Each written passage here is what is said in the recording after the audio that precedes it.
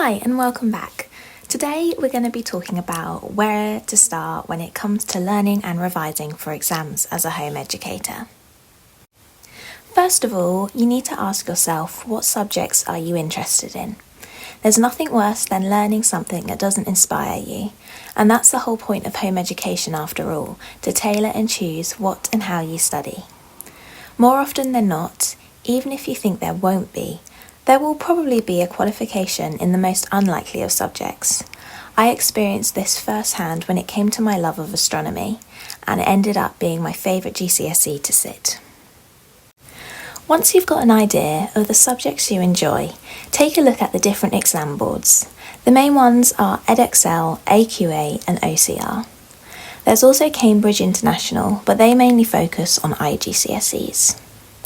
If you're not sure of the differences between GCSEs and IGCSEs, or know which one is best for you, stay tuned because I will be covering that in my next video.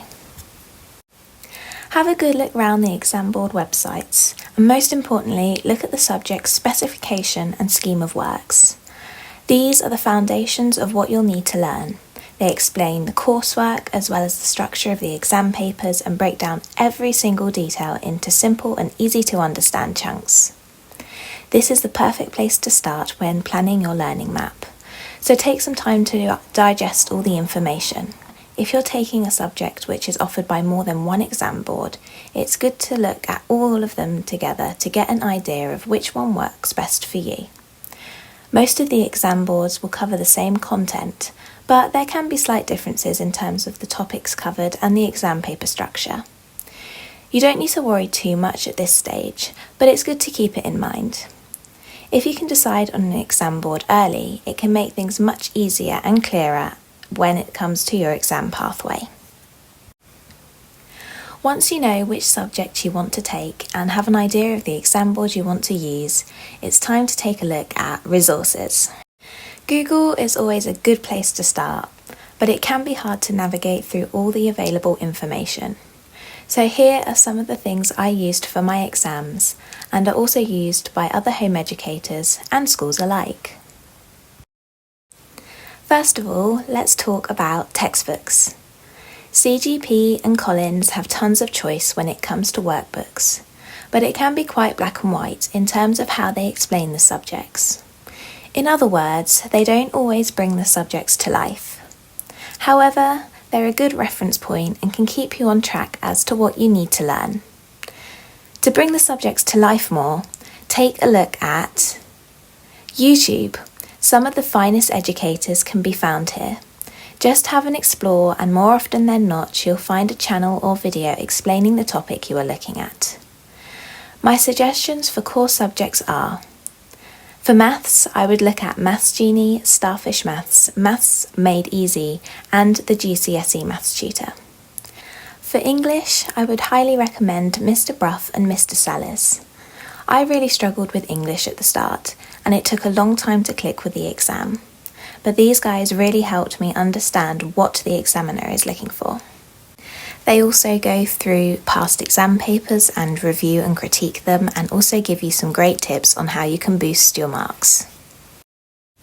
If you're looking at science and humanities, take a look at Crash Course. It's not for me to tell you how to learn. Do what works best for you. If you like reading, the textbooks are a good option. If writing up notes and producing diagrams and works, try watching YouTube videos and then write up what you've learnt in combination with the scheme of works and the textbooks. There are endless resources out there. You just need to know where to look and figure out what works best for you and your style of learning. Now let's take a look at revision and mock exams. Again, it's not for me to say how to revise. But if you think you can't sit proper mock exams as a home educator, think again. There are lots of past papers available on the exam board websites, which you can use to test yourself and your knowledge.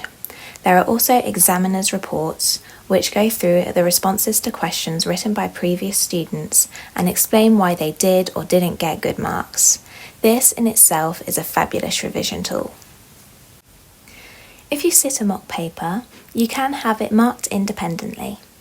There are a few companies out there, but I used Mark My Papers, and the service was invaluable. I mean it when I say it, their feedback probably increased my actual results by at least 1 to 2 grades. The cost to have a paper marked depends on its length and also the subject, but it is well worth the money. You get feedback on each question and recommendations on how to improve your answers.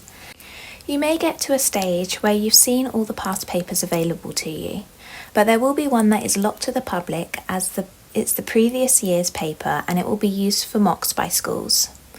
You can ask your exam centre to unlock these for you.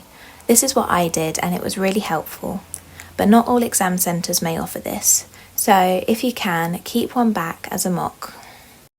Learning and revising for exams can be a really daunting thing, especially as a home educator. But if you're in any doubt that you can't learn something, trust me, you can. And if you need some extra help, you can always get a tutor to do some fine-tuning. I had a tutor for maths as it's quite a tricky subject, but for the last part of my revision and learning, I taught myself. And as I said before, there are so many resources out there and it's just about finding the right balance and combination for you. Some subjects like maths and sciences can have quite complicated stuff, so it's okay to get extra tuition if you need to. One thing for sure in home education is that you are not alone. I hope you found this video helpful. As always, I will leave links to everything I've mentioned in the description below. Thank you for taking some time out of your day to watch the video, and thanks for watching.